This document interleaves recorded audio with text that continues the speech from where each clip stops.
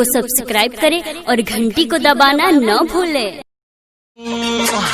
ना ना ना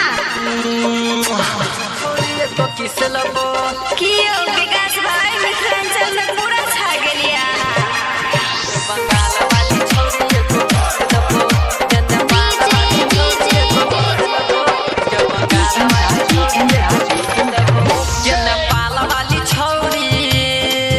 जे बंगाल वाली छोरी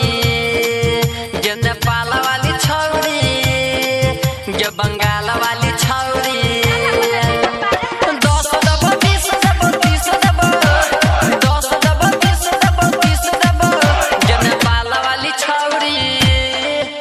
बंगाल वाली छौरी जे नेपाल वाली छौरी एगो किस लबो जे बंगाल वाली छौरी एगो किस लबो जे नेपाल वाली छौरी एगो किस लबो जे बंगाल वाली छौरी एगो किस लबो 10 दबो 20 दबो 30 दबो 10 दबो 20 दबो 30 दबो जे नेपाल वाली छौरी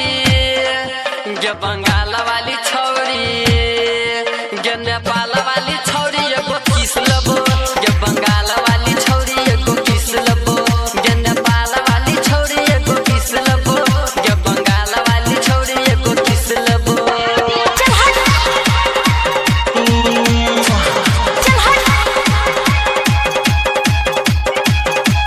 मैथिली स्टार गुप्ता म्यूजिक के स्टूडियो कसमा मरार।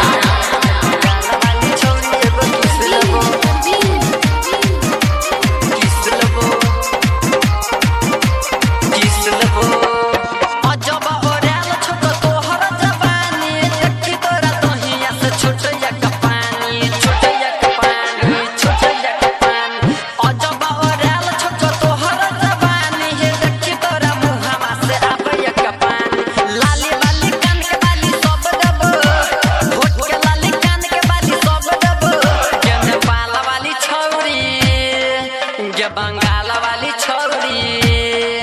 जे नेपाल वाली छौरी एगो किस लबो जे बंगाल वाली छौरी एगो किस लबो जे नेपाल वाली छौरी एगो किस लबो जे बंगाल वाली छौरी एगो किस लबो।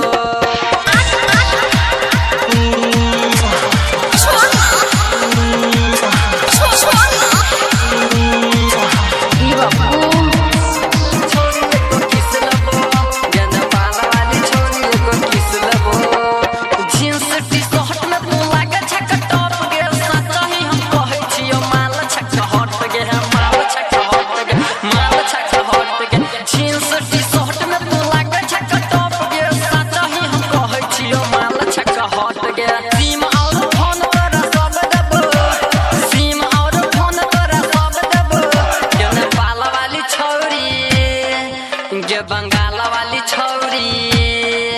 जे नेपाल वाली छौरी एगो किस लबो जे बंगाल वाली छौरी एगो किस लबो जे नेपाल वाली छौरी एगो किस लबो जे बंगाल वाली छौरी एगो किस लबो।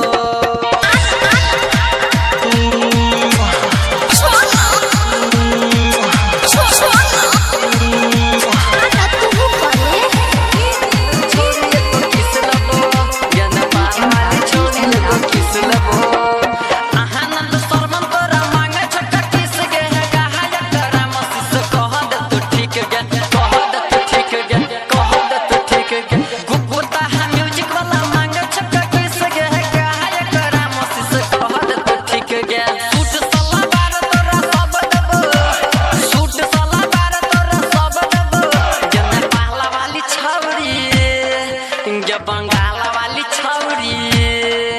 जे नेपाल वाली छौरी एगो किस लबो जे